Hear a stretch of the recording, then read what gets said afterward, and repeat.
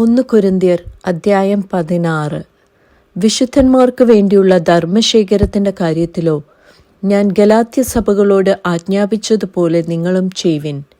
ഞാൻ വന്ന ശേഷം മാത്രം ശേഖരം ഉണ്ടാകാതിരിക്കേണ്ടതിന് ആഴ്ചവട്ടത്തിൽ 1-ാം നാൾ തോറും നിങ്ങളിൽ ഓരോരുത്തൻ തനിക്ക് കഴിവുള്ളത് ചരതിച്ച് തൻ്റെ പക്കൽ വെച്ചുകൊള്ളേണം. ഞാൻ എത്തിയ ശേഷം നിങ്ങളുടെ ധർമ്മം യെരുശലേമിലേക്ക് കൊണ്ടുപോകുവാൻ നിങ്ങൾക്ക് സമ്മതമുള്ളവരെ ഞാൻ എഴുത്തോടുകൂടെ അയക്കും. ഞാനും പോകുവാൻ തക്കവണ്ണം അത് യോഗ്യമായിരുന്നാൽ അവർക്ക് എന്നോടുകൂടി പോരാം. ഞാൻ മക്കെദോന്യയിൽ കൂടി കടന്ന ശേഷം നിങ്ങളുടെ അടുക്കൽ വരും. മക്കെദോന്യയിൽ കൂടി ആകുന്നു ഞാൻ വരുന്നത്. ഞാൻ പോകുന്നയിടത്തേക്ക് നിങ്ങൾ എന്നെ യാത്രയയപ്പാൻ തക്കവണ്ണം പക്ഷേ നിങ്ങളോട് കൂടെ പാർക്കും.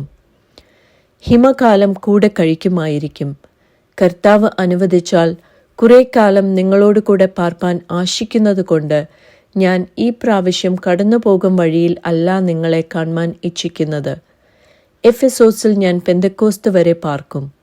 എനിക്ക് വലിയതും സഫലവുമായൊരു വാതിൽ തുറന്നിരിക്കുന്നു. എതിരാളികളും പലരുണ്ട്. തിമോഥെയോസ് വന്നാൽ അവൻ നിങ്ങളുടെ ഇടയിൽ നിർഭയനായിരിക്കാൻ നോക്കുവിൻ. എന്നെപ്പോലെ തന്നെ അവൻ കർത്താവിൻ്റെ വേല ചെയ്യുന്നുവല്ലോ. ആരും അവനെ അലക്ഷ്യമാക്കരുത്. ഞാൻ സഹോദരന്മാരുമായി അവനെ കാത്തിരിക്കൊണ്ട് എൻ്റെ അടുക്കൽ വരുവാൻ അവനെ സമാധാനത്തോടെ യാത്രയയപ്പിൻ. സഹോദരനായ അപ്പൊല്ലോസിൻ്റെ കാര്യമോ, അവൻ സഹോദരന്മാരോട് കൂടെ നിങ്ങളുടെ അടുക്കൽ വരേണം എന്ന് ഞാൻ അവനോട് വളരെ അപേക്ഷിച്ചുവെങ്കിലും ഇപ്പോൾ വരുവാൻ അവന് ഒട്ടും മനസ്സായില്ല. അവസരം കിട്ടിയാൽ അവൻ വരും.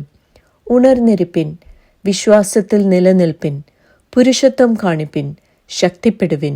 നിങ്ങൾ ചെയ്യുന്നതെല്ലാം സ്നേഹത്തിൽ ചെയ്യുവിൻ. സഹോദരന്മാരെ, സ്തെഫാനോസിൻ്റെ കുടുംബം അഖായയിലെ ആദ്യഫലമെന്നും അവർ വിശുദ്ധന്മാരുടെ ശുശ്രൂഷയ്ക്ക് തങ്ങളെ തന്നെ ഏൽപ്പിച്ചിരിക്കുന്നു എന്നും നിങ്ങൾ അറിയുന്നുവല്ലോ. ഇങ്ങനെയുള്ളവർക്കും അവരോട് കൂടെ പ്രവർത്തിക്കുകയും അധ്വാനിക്കുകയും ചെയ്യുന്ന ഏവനും നിങ്ങളും കീഴ്പ്പെട്ടിരിക്കണം എന്ന് ഞാൻ നിങ്ങളെ പ്രബോധിപ്പിക്കുന്നു. സ്തെഫാനോസും ഫൊർത്തുനാത്തോസും അഖായിക്കോസും വന്നത് എനിക്ക് സന്തോഷമായി. നിങ്ങളുടെ ഭാഗത്ത് കുറവായിരുന്നത് അവർ നികത്തിയിരിക്കുന്നു.